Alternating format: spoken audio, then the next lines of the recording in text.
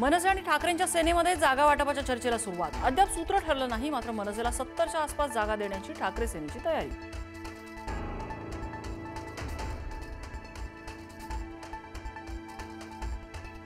जागा वाटपात महत्त्वाचं नाही, मात्र एकत्र मुंबईत काँग्रेस आणि शरद पवार राष्ट्रवादी एकत्र लढण्याची शक्यता। काँग्रेसच्या शिष्टमंडळाने घेतली शरद पवारांची भेट। आम्ही कायदा हातात घेणाऱ्या लोकांसोबत जाऊ शकत नाही, मनसेसोबत जायला वर्षा गायकवाडांचा विरोध। जागा वाटप महत्त्वाचं नाही, एकत्र लढणं महत्त्वाचं, मनसेसोबतच्या युतीबाबत अंबादास दानवेंचं वक्तव्य।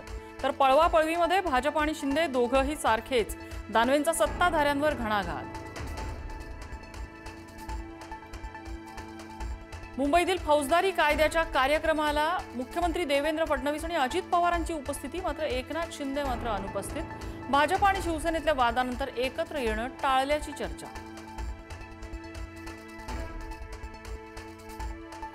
नाराजीच्या चर्चांनंतर एकनाथ शिंदे दिल्ली दौऱ्यावर, अमित शहांची भेट घेण्याची शक्यता। शिंदे नाराज किंवा डिस्टर्ब नाहीत, शीतल म्हात्रेंची प्रतिक्रिया।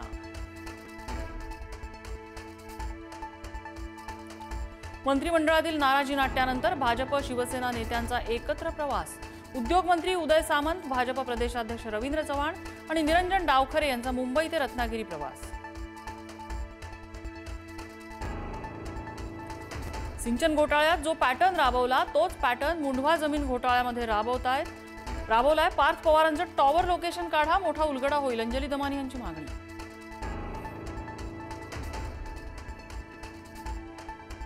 मुंढवा जमीन घोटाळा प्रकरणी राजेंद्र मुठे अहवालात पार्थ पवारांवर कुठलाही ठपका नाही। शीतल तेजवानी आणि दिग्विजय पाटील यांच्यात व्यवहार झाल्यामुळे त्यांच्यावर मात्र ठपका। पार्थ पवार यांना क्लीन चिट मिळण्याबाबत चर्चा। कागलमध्ये अजित पवारांच्या राष्ट्रवादीला शिंदेंच्या शिवसेनेची मदत। हसन मुश्रीफ यांच्या स्नुषा सेहरनिदा नवाज मुश्रीफ यांची नगरसेवकपदी बिनविरोध निवड। शिंदे सेनेच्या उमेदवार नूरजहां निसार नायकवडी यांची माघार। अमित ठाकरेंना नोटीस देण्यासाठी नेरूळ पोलीस पुन्हा शिवतीर्थावर। पोलिसांकडून 2 तास प्रतीक्षा, तर पोलीस ठाण्यात येऊन नोटीस स्वीकारतो अमित ठाकरेंची भूमिका।